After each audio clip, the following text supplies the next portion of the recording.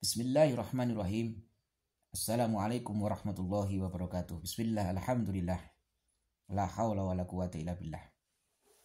Asyhadu an la ilaha illallah wa asyhadu anna Muhammadan abduhu wa rasuluh la nabiyya ba'dah.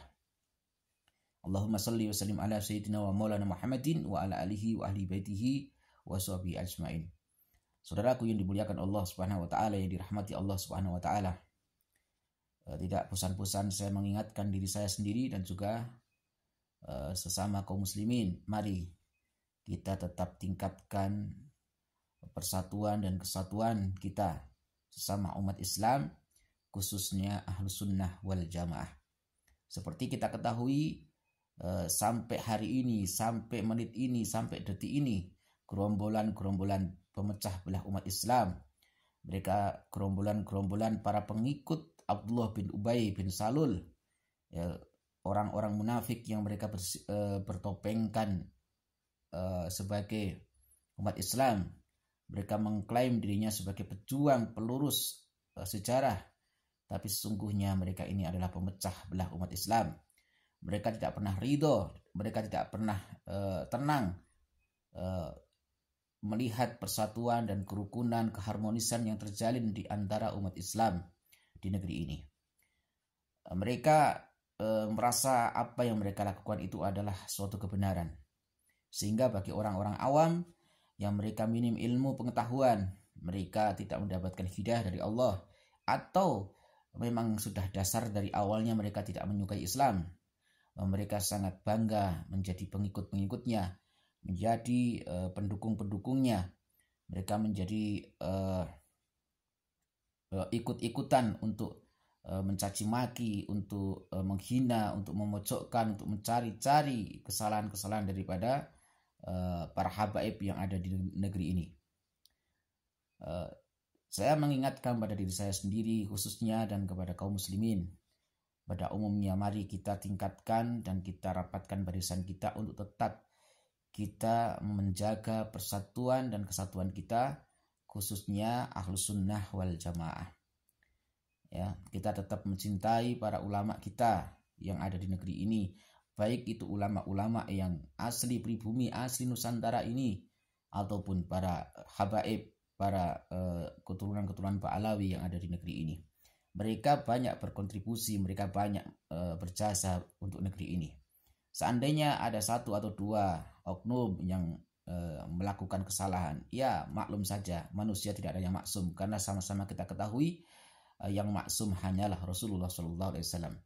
Kalau mereka mengatakan, mengklaim bahwa meskipun mereka ini para ulama, meskipun mereka ini para Ba'alawi keturunan Rasulullah katanya, tetapi mereka juga tidak luput dari kesalahan, tidak maksum, ya sama saja seperti kita, seperti yang ngomong juga begitu, ya sama-sama tidak ada yang maksum. Kalau ada tokoh-tokoh ataupun salah satu oknum dari habaib yang tidak sejalan dengan Ahlus Sunnah wal Jamaah, yang bahkan cenderung tidak mengikuti atau mengikuti mencontoh jejak para datuk-datuknya, ya itu satu dua saja, cukup kita tidak usah ikuti saja. Tapi bukan berarti kebencian kita, kebencian seseorang kepada salah satu, kemudian kita menganggap bahwa keseluruhan daripada para habaib dan para Ba'alawi yang ada, keturunan Ba'alawi yang ada di Indonesia ini semuanya buruk, ya. Mereka tertutup hatinya, mereka menolak kebenaran. Yang nampak di muka mereka, yang nampak yang ada dalam pikiran mereka adalah keburukan-keburukan. Bahkan jangankan mereka salah, mereka benar saja akan mereka cari-cari kesalahannya. Dan ini yang dimaksud mungkin seperti yang diwasiatkan oleh Hadratus Syekh Kiai Haji Hasyim Asy'ari rahimahullahu ardhah, yang beliau menukil salah satu riwayat hadis yang ditulis di dalam kitab beliau Risalah Ahlussunnah wal Jamaah. Ini yang dimaksud dengan kaum Dajjaliyun, ya. Dajjaliyun adalah para pengikut-pengikut Dajjal, ya. Mereka ini mulutnya sangat meyakinkan, seakan-akan apa yang dia ucapkan itu kebenaran. Jadi qaulul haq yuridu bihal batil, kata-katanya seperti hak, seperti benar, seperti fakta, seperti ini adalah sebuah kebenaran, akan tetapi hakikatnya mereka adalah untuk bertujuan untuk menyesatkan dan memecah belah umat Islam. Maka kita berdoa kepada Allah, semoga Allah senantiasa menjaga umat Islam di negeri ini, menjaga persatuan kesatuan khususnya umat Islam Ahlus Sunnah wal Jamaah. Mereka lupa bahwa apa yang mereka lakukan ini tidak akan sedikit pun berpengaruh pada jiwa-jiwa para dzurriyyah Rasulullah yang ada di negeri ini. Ya, mereka lupa bahwa datuk-datuk mereka, ya, seperti Sayyidina Ali karamallahu wajhah, seperti Sayyidina Hasan dan Husain, sebagai datuk-datuk daripada para habaib, tidak ada yang meninggal dunia di atas tempat tidur, tidak ada yang meninggal dunia di balik selimut, tidak ada yang meninggal dunia di atas ranjang.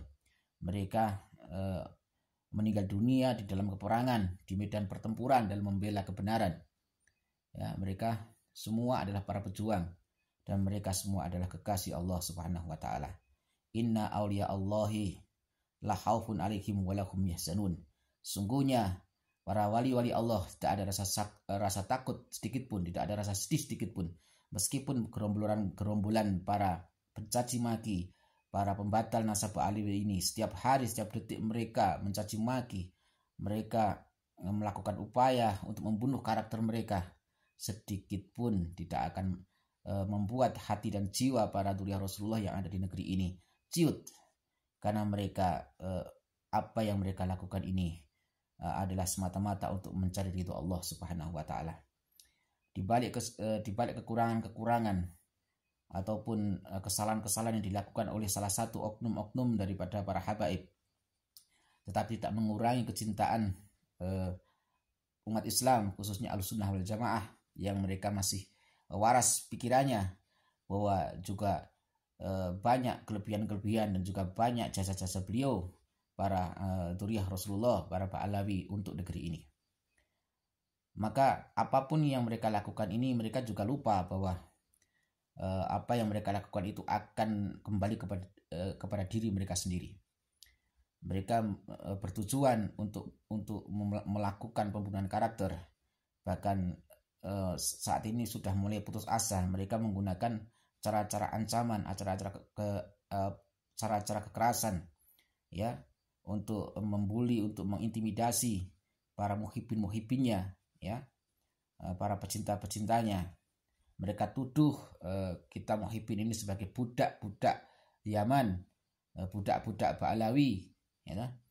Tapi buat saya sebagai muhibbin para ulama, bukan hanya muhibbin para habaib, tetapi saya juga muhibbin para ulama Nusantara. Saya sangat mencintai para ulama Nusantara dan saya siap membela para ulama-ulama Nusantara ini, asli Nusantara, dan juga saya sebagai muhibbin para habaib, apalagi yang alim alamah, mereka yang berkontribusi, mereka ikut mendidik umat anak-anak kita untuk berdakwah di sini, untuk menebarkan ilmu pengetahuan, untuk menjaga akhlak-akhlak anak negeri ini. Saya pribadi tidak akan pernah sedikit pun berkurang kecintaan saya kepada para dzurriyyah Rasulullah yang ada di negeri ini. Saudaraku yang dimuliakan Allah SWT, saya hanya mengingatkan pada diri saya sendiri khususnya dan kepada kaum muslimin, mari jangan kita terpengaruh, ya. Ingat bahwa guru-guru kita, ulama-ulama kita yang ada di Nusantara ini sejak dulu mengajarkan kita untuk mencintai dzurriyyah Rasulullah. Kalaupun ada satu atau dua oknum yang mereka tidak mengikuti jejak para datuk-datuknya, mereka melakukan penyimpangan baik segi akidah ataupun segi akhlak, mereka melakukan kesalahan, bukan berarti kita harus membenci keseluruhannya, ya. Karena sesungguhnya saya masih ingat kepada dawuhnya Hadratus Syekh Al-Alim Al-Alamah Ki Haji Maimun Zubair rahimahullah, bahwa beliau pernah mengatakan bahwa seburuk-buruknya ataupun kesalahan-kesalahan dilakukan oleh para habaib dzurriyyah Rasulullah, mereka sulit sekali untuk mati dalam keadaan kafir.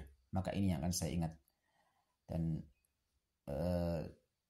sekian apa yang saya sampaikan, semoga ini bermanfaat khususnya untuk diri saya sendiri, sahabat-sahabat saya yang tidak sepaham dan tidak setuju silahkan saja, tapi saya tidak pernah menganggap mereka para pencaci dzurriyyah Rasulullah, para pembenci Ba'alawi ini sebagai orang-orang yang membawa kebenaran. Saya masih yakin, saya masih tunduk dengan dawuh-dawuh para kiai dan para ulama-ulama sepuh terdahulu. Semoga bermanfaat. Wallahu a'lam bishawab.